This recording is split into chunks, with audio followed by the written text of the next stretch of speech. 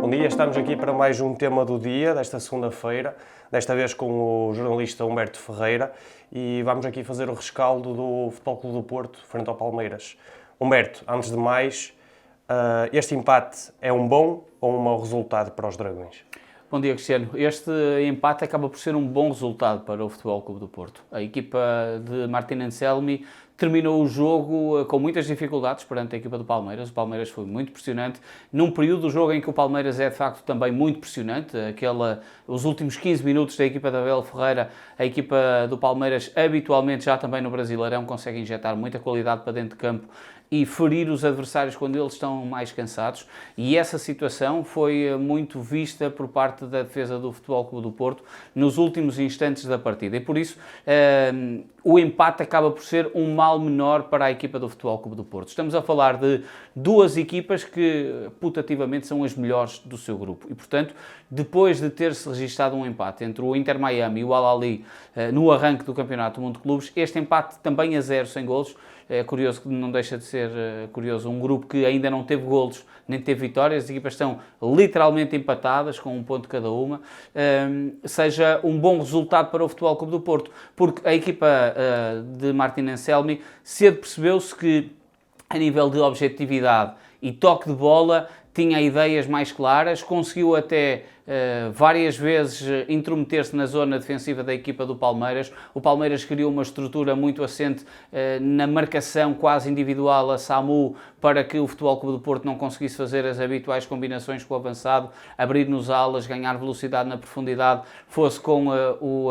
João Mário de um lado, fosse com o Francisco Moura do outro, fosse com a envolvência do Fábio Vieira e do Rodrigo Mora. Esse trabalho o Futebol Clube do Porto teve muita dificuldade a fazer face à marcação que Gabriel Gomes estava a fazer a Samu, e essa situação prejudicou o Futebol Clube do Porto bastante no sentido atacante. E o facto de ter perdido muitas vezes a possibilidade de construir com bola, a equipa de Martin Anselmi foi-se deixando estar mais confortável atrás. A construção dos azuis e brancos, a começar sempre com a linha defensiva, fez com que o Palmeiras invariavelmente tivesse muito em cima do último terço do Futebol Clube do Porto e obrigasse a equipa azul e branca a mostrar uma grande cooperação defensiva. Esse é o ponto muito importante que a equipa dos azuis e brancos deve agarrar. Há um ponto também aqui basilar, que é,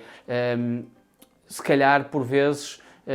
não temos tanta noção, de uma forma genérica, do nível competitivo em que estão as duas equipas. O Futebol Clube do Porto acabou de terminar uma época, se quisermos está a começar outra época, mas os jogadores tiveram uma semana de férias, estão a preparar uma nova competição, a jogar nessa nova competição, e a equipa do Palmeiras está no ponto de rebuçado físico. Está no momento em que os jogadores fisicamente estão melhor preparados para a competição, e isso notou-se muito também na parte final do jogo. Portanto, nós vamos falar até mais à frente sobre essa situação, mas o facto do Futebol Clube do Porto ter conseguido salvar este ponto é um bom resultado, em virtude das melhores oportunidades que a equipa do Palmeiras teve durante os 90 minutos.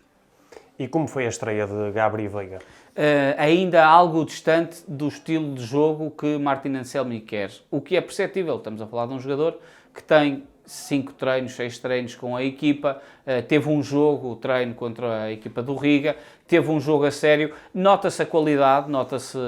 a envolvência, nota-se o trabalho ofensivo, principalmente que Gabri Veiga vai dar ao Futebol Clube do Porto, mas defensivamente ainda tem que correr mais, aquele trabalho que Martin Anselmi tantas vezes diz, que a equipa tem que estar quase como um bloco, tem que estar harmónica, onde está a bola estão 2 ou 3 jogadores. Gabri Veiga ainda esteve distante desse capítulo de pressionar, de conseguir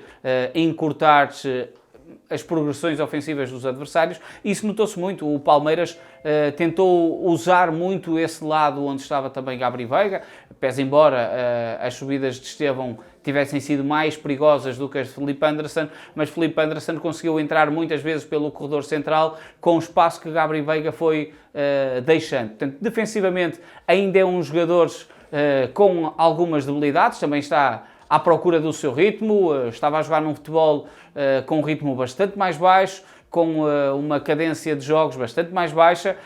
mas ofensivamente nota-se uma qualidade, uma definição muito grande. Houve uma arrancada que ele consegue ter pelo lado esquerdo, que entra na área, que é muito cirúrgica, é muito perigosa. Acabou por a defensiva do Palmeiras cortar até para canto esse lance, mas nota-se que quando acelera é um jogador que, para o último terço do terreno do Futebol Clube do Porto, vai dar uma qualidade muito grande. Aqui, percebendo que o Futebol Clube do Porto vai ter Gabriel Veiga num período longo porque assinou o contrato e vai perder, por exemplo, Fábio Vieira, que vai terminar o seu empréstimo com a equipa do Futebol Clube do Porto vindo do Arsenal, estamos a falar de um jogador que, não jogando na mesma posição, porque joga no lado completamente oposto, pode dar uma qualidade diferente também e vai dar uma qualidade diferente ao ataque do Futebol Clube do Porto. E ontem percebeu-se muito isso, que havendo essa boa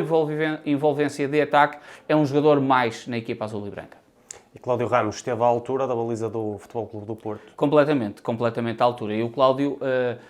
a forma como ele fala na flash à DAZN é bem explícita, eu diria, do capitão silencioso que tantas vezes as pessoas falam na peça de Cláudio Ramos. Porque o Cláudio disse que quase que não o surpreendeu a forma como se apareceu em campo, uma vez que trabalha para estar assim, e, portanto, é só quase mais um dia no trabalho. Mas o mais um dia no trabalho para um guarda-redes suplente é algo que é, de facto, muito difícil, porque os guarda-redes trabalham, treinam, procuram estar em forma, sabendo que o titular vai ser outro. E esta forma como Cláudio Ramos se evidenciou no jogo frente ao Palmeiras demonstra que não está confortável com o facto do Diogo Costa ser invariavelmente o titular, mesmo sabendo ele que Diogo Costa é o titular, e ele até disse isso na própria flash, que apareceu para jogar, mostrou aquilo que faz no trabalho, como todos os outros guarda-redes, até falou também do Samuel Portugal, e que sabe que o guarda-redes titular é o Diogo Costa, mas estando confortável com essa decisão, não está inconfortável com o ser suplente, porque trabalha para quando tiver a oportunidade de ser titular. E há um ponto também que é importante trazer sobre esta exibição do Cláudio Ramos, que é, nós estávamos habituados e houve muita gente a falar de que é o guarda-redes das taças, que é o guarda-redes das competições menores, e que de repente havia muita dúvida porque ia ser colocado à prova num jogo de exigência máxima, numa competição internacional, que foi algo que ele nunca tinha tido experienciado com a camisola do Futebol Clube do Porto. É o segundo jogo internacional sénior de Cláudio Ramos. O primeiro foi com a camisola de Portugal, quando se tornou internacional lá. Este é o primeiro jogo internacional com a camisola do Futebol Clube do Porto, mas o Cláudio Ramos, por exemplo, foi o guarda-redes titular quando o Futebol Clube do Porto ganhou a Taça da Liga frente ao Sporting, em que ele é o titular. E numa final da Taça da Liga, apesar de ser a Taça da Liga, toda a gente sabe que as equipas escolhem os melhores. Do lado do Sporting havia a Adana Baliza,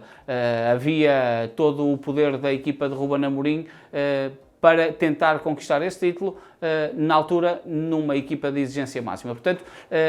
é um guarda-redes que também está habituado a este tipo de jogos de tensão máxima, de atenção máxima e de muita envolvência no jogo. E ele fez com a construção com os pés, fazendo várias vezes o futebol mais direto com o próprio Samu,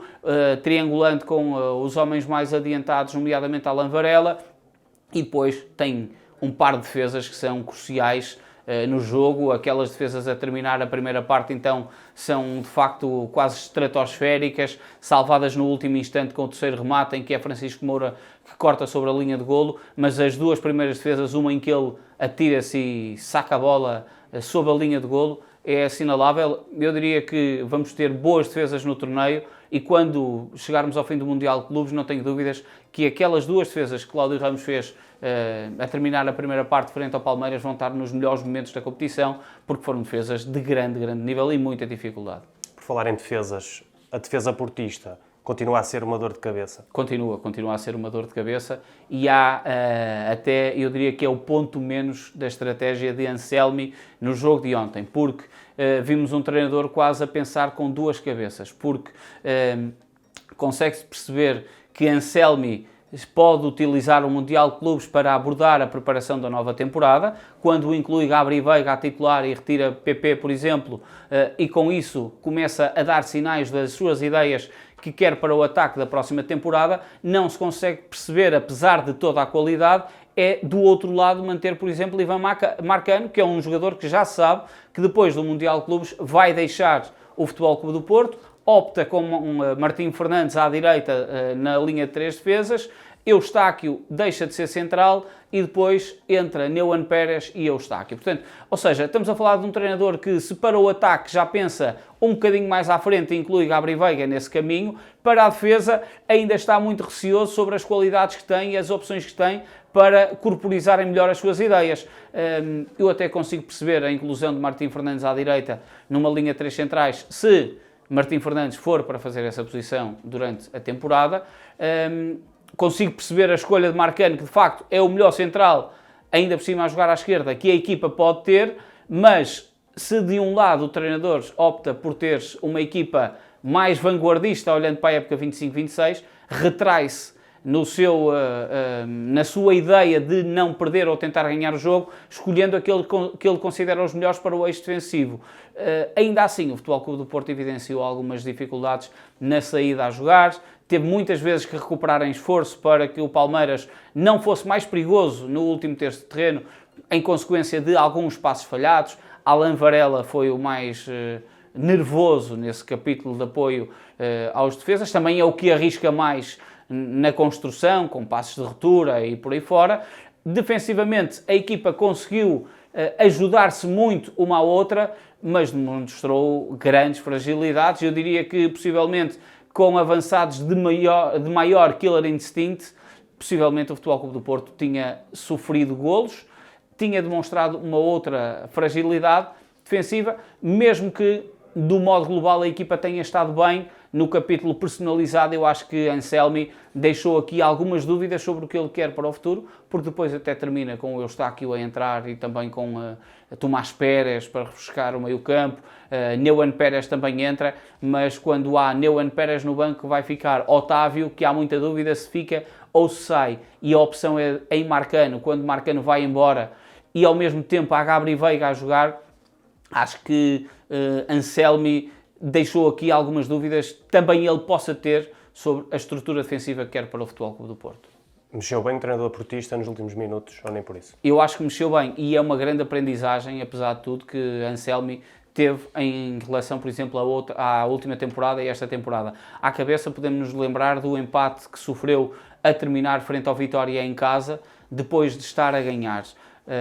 em que quis matar o jogo com o segundo golo e acabou por sofrer o golo do empate. Nesta partida frente ao Palmeiras, percebendo que era o grande adversário direto de uma qualificação em seguir em frente para a competição e até possivelmente a terminar em primeiro lugar do grupo, o Futebol Clube do Porto percebeu que a determinada altura não tinha pernas para acompanhar o ritmo que a equipa do Palmeiras estava a meter em campo, com Rafael Veiga a entrar, com Paulinho a entrar, com Flaco Lopes a entrar.